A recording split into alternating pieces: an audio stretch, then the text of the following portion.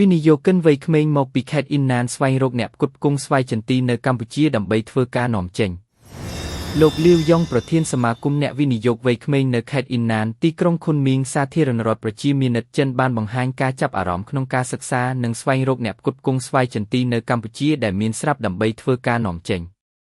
ការលើកឡើងរបស់ប្រធានសមាគមអ្នកវិនិយោគវ័យក្មេងនៅខេត្តអ៊ីនណាននេះធ្វើឡើងនៅក្នុងជំនួបពិភាក្សាជាមួយឯកឧត្តមជាវុធីអគ្គលេខាធិការគណៈកម្មាធិការវិនិយោគកម្ពុជានៅថ្ងៃទី11ខែមីនាឆ្នាំ2025លោកលាវយ៉ុងមានប្រសាសន៍លើកឡើងថានាពេលកន្លងមកបានធ្វើការស្វែងរកអ្នកផ្គត់ផ្គង់ស្វាយចន្ទីប៉ុន្តែលោកមិនស្គាល់ពីប្រភពនិងបណ្ដាញច្បាស់លាស់នៅក្នុងឱកាសនេះនិងតាមរយៈជំនួបលើកនេះលោកសង្ឃឹមថាឯកឧត្តមអគ្គលេខាធិការនឹងចង្អុលបង្ហាញពីប្រភពច្បាស់លាស់ដើម្បីបង្កើននូវទំនុកចិត្តរបស់លោកបន្ថែមទៀត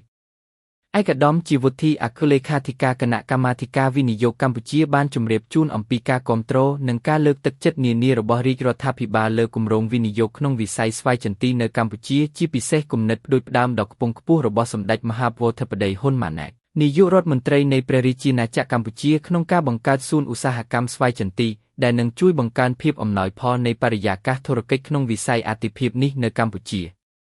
បន្ថែមលើសពីនេះឯកឧត្តមក៏បានបង្ហាញជូនពីខ្សែច្រវាក់តម្លៃនៃឧស្សាហកម្មស្វ័យចន្ទីដែលរាប់ចាប់តាំងពីផ្នែកខាងលើជាពិសេសពាក់ព័ន្ធនឹងការប្រមូលទិញទីលានសម្ងួតនិងឃ្លាំងស្តុកទុកគ្រាប់ស្វ័យចន្ទីក្នុងន័យនេះឯកឧត្តមអគ្គលេខាធិការបានស្នើឲ្យគណៈប្រតិភូមេត្តាពិនិត្យលទ្ធភាពចូលរួមវិនិយោគក្នុងផ្នែកណាមួយនៃខ្សែច្រវាក់តម្លៃនៃឧស្សាហកម្មស្វ័យចន្ទីនៅកម្ពុជាឬក៏ពិចារណាបណ្ដាក់ទុនវិនិយោគក្នុងវិស័យផ្សេងទៀតដូចជាការកែច្នៃកសិផលពិសេសស្រូវនិងការកែច្នៃជ័រកៅស៊ូសម្រាប់ផ្គត់ផ្គង់ដល់ឧស្សាហកម្មក្នុងស្រុកទាក់ទងនឹងវិស័យស្វ័យចន្ទីនេះបើយោងតាមលោកអ៊ួនស៊ីឡុតប្រធានសមាគមស្វ័យចន្ទីកម្ពុជាធ្លាប់បានលើកឡើងថាគម្រោងបង្កើតសួនឧស្សាហកម្មស្វ័យចន្ទីដែលរាជរដ្ឋាភិបាលគ្រោងបង្កើតក្នុងខេត្តកំពង់ធំនេះវាជារឿងល្អសម្រាប់វិនិយោគិនទទួលបានការលើកលែងក៏ដូចជាការលើកទឹកនានាដូចទៅនឹងតំបន់សេដ្ឋកិច្ចពិសេសដែរ